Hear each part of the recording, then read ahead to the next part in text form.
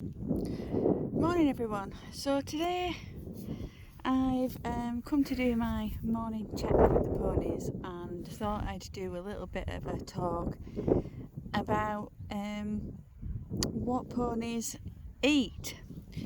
Just because there's been a lot of things on Facebook about with everyone going walking, families, people around the local area and around their local countryside. They're feeding horses, farm animals, over the wall or the fencing, because all the animals are out in the field now grazing. And I just want to let everybody know that unless you're giving the animals the correct diet they need, you can make the animals very poorly, because they don't have the same digestive system as us.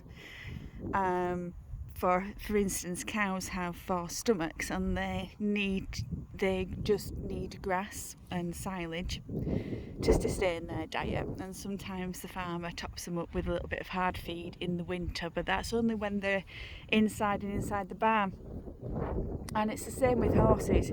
So today I'm just going to do a little bit of talk about horses and what they eat and what treats you can give them and what you can't, and why it's important to be careful about treating horses in the field as well, because of the friends that they're with, the other horses that are in the field. Now, and also, when I was very young, we had a pony that lived in a field on its own, and through the field was a footpath. Now, this pony was on its own all the time, and people used to use the footpath to take the dog for a walk, and they'd take the pony treats, apples, things like that. And this pony, unfortunately, became very nasty and started hounding people every time they came into the field for food. So he'd put its ears back, it'd get aggressive, it'd be telling them that it wants some food. Now that may have been because it didn't have a lot of grazing at the time, or it's just the fact that everyone was feeding it, so it got to know humans as a food machine, really a food bank. So horses, on average, most of their diet, minimum of 70% of their diet, is grass and hay, haylage fed. Now, hay and haylage obviously comes from dry grass when we cut it in summer. And hay is forage, so it's the main part of their diet.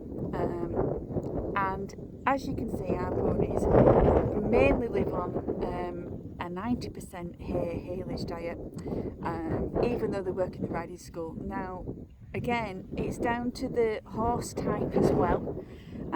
Most of our horses are what they call good doers, cob types, hardy types, native breeds to UK, and crosses. So therefore they don't need a lot of hard feed or human food to sustain themselves. They sustain their own by eating grass and hay. Now, with work, so when they get ridden, or if you had, say, like a competition horse, you may want to give it some hard feed to help with its the energy levels. But again, these feeds are particularly made for horses, just a bit like when you're feeding your cat and dog at home. They have their own food, and they have their own food for a reason, because they need the minerals and vitamins to keep them healthy. So our food, human food, doesn't really help them in any way and can make them poorly. Too much of, just like us, too much of anything in your diet can make you poorly. And horses tend to be the most common thing that they do get and can be poorly is colic. And colic is a stomach condition, and horses can find it hard to digest things. So colic can be caused by trapped wind, poos trapped in the gut. They also can physically be sick like humans can. We can throw up and horses can't. Their gullet, it opens and one way, it's a one-way valve, so the food goes in but the food can't come out through their mouth, so it comes out obviously at their bottom end. So we have to make sure that everything is running smoothly. We'll just do April from the front to the back in their bodies inside. And the way we do that is to make sure that they're on a healthy diet and regular forage, because forage keeps them regular.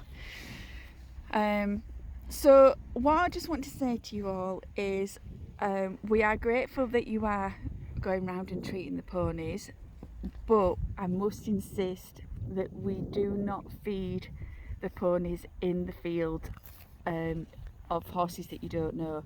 I mean, Lisa Stoddart, who is an NHS worker, has donated some lovely carrots which I've chopped up, and I'm going to treat these guys today and throw them in the field at random so they can pick at them off the floor just like they would if it was grass. And I'm doing that in a controlled environment. They're my horses, they're on my land, and these guys only get this sort of treat once a week, if that. Definitely won't be feeding carrots and apples every day, because they're full of sugar. And then also you've got to make sure that you chop them up, because they can sometimes get stuck in their gullet if they don't chew them properly. Now, another reason why we don't treat the ponies is, like I said about the story about the pony in the field when I was young, is that they can get aggressive towards people and each other. Because like in the natural world, like lions and tigers and any sort of animal that's in a herd, they fight for who's top dog. So if I'm going to show you in a minute, but I'm going to throw some apples in the fields. Now, April's already here. Now she is one of the top mares, and so is Tula. So they'll expect to get fed first. But I'm going to make sure that everyone gets some. So I'm going to throw the treats nice and far, because ones like Tara on the left there and Lottie, who's looking at the back, they're at the bottom of the pecking order, but I don't want to miss them out, so I want to make sure that they've all got some. So that's what I'm going to do right now. And now I'm just going to tell you a few things about not to feed. So we really don't want to feed bread. Now, I know a lot of people feed bread. We don't want to feed bread because they just cannot digest it. It doesn't digest in the system. We don't want to give them biscuits, anything processed, human processed food. The only thing I do suggest that you give them, if you do want to give them a treat, is things like apples and carrots, so hard rooted vegetables. Definitely not sugar cubes, and try to avoid polo mints and things like that. I know we've all done it in the past and gave ponies a polo, but if everyone's doing it every time they pass that pony, you can imagine that pony's going to get very fat and full of sugar, and they can get similar forms of diabetes like humans, which is laminitis, which is one main form of diabetes, which is high concentrates of sugar, which they can't get rid of through their bodies, so it causes laminitis. So just be careful, guys, when you are out and about and seeing farm animals. They are absolutely fine in their fields, eating grass and drinking the water that's provided for them. We here at the stables, we rotate the ponies around the paddocks, so they've constantly got a form of feed. Sometimes we do leave them on fields a little bit longer, and as you can see, all the girls are very chubby, absolutely fine. None of them are underweight, all happy and healthy, all got their ears pricked forward and looking at me. The coats are nice and shiny, so I know that these guys are healthy. Thank you for listening, and I'm just going to throw some apples in the field now for you so you can see how far I'm throwing them. So I'm just going to throw some to the girls at the front and throw some to the girls at the back.